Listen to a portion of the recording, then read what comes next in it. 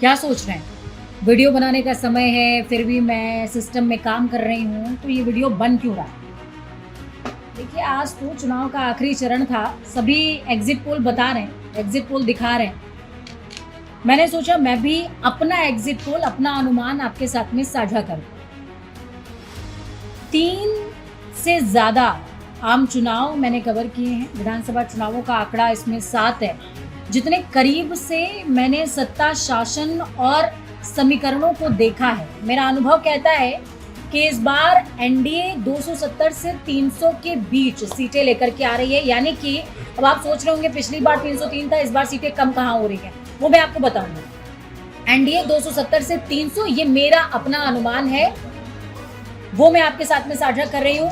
INDIA इस बार, जो कि एनडीए और आईएनडीआईए के बीच में फाइट थी, तो आईएनडीआईए सीधी टक्कर दे रहा है और सीटें बढ़ती हुई नजर आएंगी और वो सीटें 180 से 220 के करीब हो सकती हैं।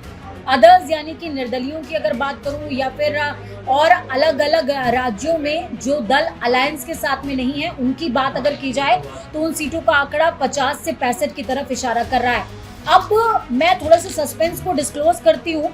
अगर आपके मन में अभी भी दुविधा रह गई है तो समझिए ये आंकड़ा आ कहाँ से रहा है, कहाँ बढ़ रहा है उसका अनुमान आप खुद लगा लेंगे, कहाँ घट रहा है वो मैं आपको बता दूं। सबसे पहले आइए उत्तराखंड के अंदर चुनावों को बहुत करीब से मैंने खुद कवर किया और उस दौरान मैंने महसूस किया कि अग्निवीर का मुद्दा बहुत ज्यादा हाइप पर रहा।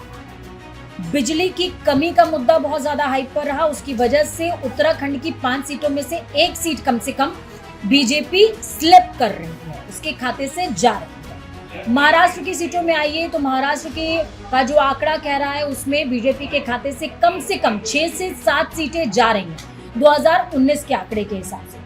राजस्थान की सीटों पर आइए, राजस्थान से भी कम से कम 3 से 4 सीटें, जो पिछली बार 25 का क्लीन स्वीप था, इस बार वो क्लीन स्वीप नहीं है, बल्कि चूंकि बीते विधानसभा चुनावों का इम्पैक्ट भी है और लगातार सचिन पायलट ने चूंकि काम किया है अपने क्षेत्र में, टोंक की बात कर लूँ या टोंक से लगे हुए और क्षेत्रों की बात कर लूँ, वहां पर काम हुआ है। इस वजह से इन राजस्थान का जो कैलकुलेशन है वो इस तरफ इशारा करता है कि 4 से 5 सीटें राजस्थान में भी कम हो रही हैं। अब उत्तर प्रदेश के अंदर आइए, पिछली बार का जो आंकड़ा था वो 62 का था, लेकिन इस बार ये आंकड़ा कम हो जाएगा। पूर्वांचल को एक साइड रख दीजिए क्योंकि पूर्वांचल में योगी आदित्यनाथ और मोदी मैजिक दोनों काम कर रहा है, लेकिन पश्चिमांचल की तरफ आइए, किसान इम्पैक्ट वहां पर सीधे तौर पर असर डाल रहा है। और अगर मध्य में आइए या उत्तर पूर्व की तरफ आप जाएंगे तो सीटें काफी कम हो रही हैं।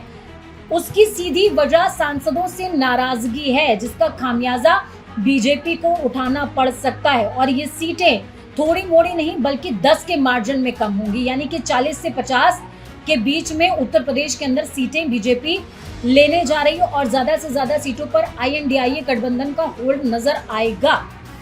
आगे बढ़िए, कुछ सीटों पर बीएसपी भी बाजी मार सकती है। 2019 में भी उसका करिश्मा देखने को मिला था। एमपी की अगर मैं बात करूं तो एमपी की सीटों पर भी अच्छा खासा होल्ड बीजेपी का पिछली बार था, लेकिन इस बार जिस तरीके से शिवराज सिंह चौहान को सांसदी के चुनाव के लिए तो खड़ा किया गया, लेकिन उनसे मुख्यमंत्री का पद ले लिया गया। उनके समर्थकों में नाराजगी है और बीजेपी के बड़े लीडर्स में भी नाराजगी है।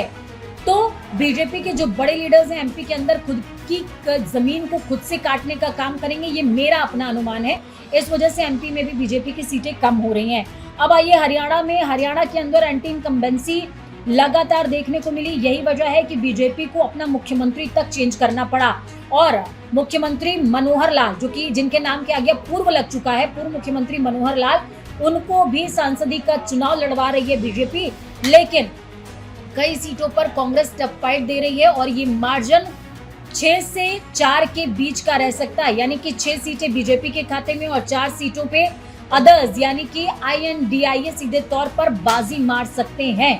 और अगर मैं बात करूं हरियाणा के समीकरणों की तो ये आंकड़ा 5-5 का भी हो सकता है। अब आइए साउथ को अगर आप टोटल मिला लेंगे, जिसमें आप तेलंगाना की बात करिए, आंध्र प्रदेश, कर्नाटका, तमाम राज्यों की बात कर लीजिए, तो कुल मिलाकर के सीटें 131 होती हैं। अब इन 131 की सीटों में बीजेपी हालांकि बढ़ोतरी जरूर दर्ज करेगी, लेकिन उतना कोप अप नहीं हो पाएगा जितने की उम्मीद बीजेपी को है। हालांकि कुछ सीटें जो हिंदी बेल्ट से कम होंगी वो दक्षिण से जरूर पास करने की कोशिश बीजेपी करेगी और उसमें थोड़ी बहुत बढ़ोतरी मिलती नजर आएगी। आइए, बिहार के अंदर पलटू राम की वजह से बीजेपी को बहुत नुकसान होने वाला है। हालांकि देखिए, कछुए की पीठ पर पूरी नदी पार करने की तैयारी बीजेपी ने कर रखी है, लेकिन नीतीश कुमार बेनिफिट पहुंचाने की बजाय वहां पर उनको लॉस पहुंचा सकते हैं। और तेजस्वी ने जिस तरीके से बेरोजगारी का मुद्दा रेज किया, उसके बाद लगता है कि बिहार के अंदर भी बीजेपी की स्थिति बहुत ज्यादा सशक्त नहीं है। नीतीश और बीजेपी का जो अलायंस है वो बीजेपी के लिए भारी पड़ सकता है, सीटें कम हो सकती हैं। अब कुछ और ऐसे राज्य जिनको आपको समझना बहुत जरूरी है। उत्तर पूर्व, हालांकि सीटें बहुत कम हैं, लेकिन सीधे तौर पर बीजेपी पर इम्पैक्ट डालेगी। ये सीटें कम होने वाली हैं उत्तर पूर्व में। असम को छोड़ दीजिए, असम के अलावा बाकी राज्यों में बेनिफिट नहीं है बीजेपी को। असम के जो पूर्व मुख्यमंत्री हैं उनसे मेरी खुद बात हुई थी, सर्बानंद सोनोवाल। उन्होंने साफ तौर पर कहा कि 12 सीटों से प्लस कर रहे हैं, लेकिन मैं 12 प्लस उनको नहीं दे रही हूँ, 10 प्लस मैं उनको दे रही हूँ। 2 सीटों का मार्जिन अभी भी डिडक्ट कर रही हूँ।